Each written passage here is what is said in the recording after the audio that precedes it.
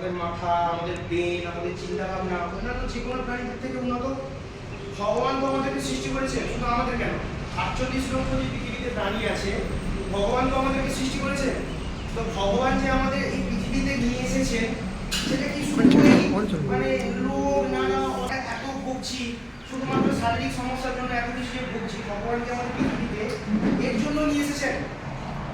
যদি উপকার না হয় তাহলে আমরা এত শারীরিক সমস্যা নিয়ে ভুগছি কেন? ধরুন diabetes, ulcer, cancer, pressure, thyroid, arthritis, meningitis, piles, অর্শ, গলব্লাডার হয়ে গেছে।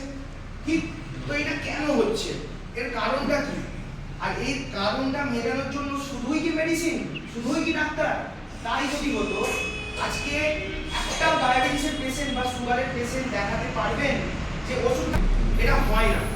তো এই নিয়েই আমাদের আলোচনা, যে আজকে আমাদের যে শারীরিক সমস্যাগুলো, হেলথ ইস্যুসগুলো হচ্ছে, সেই হেলথ ইস্যুসগুলো সারানোর জন্য, বা এই যে হেলথ ইস্যুসগুলো হচ্ছে কেন হচ্ছে, তার কারণ কি, এই সমস্ত কিছু ডিটেলস আমরা জানবো।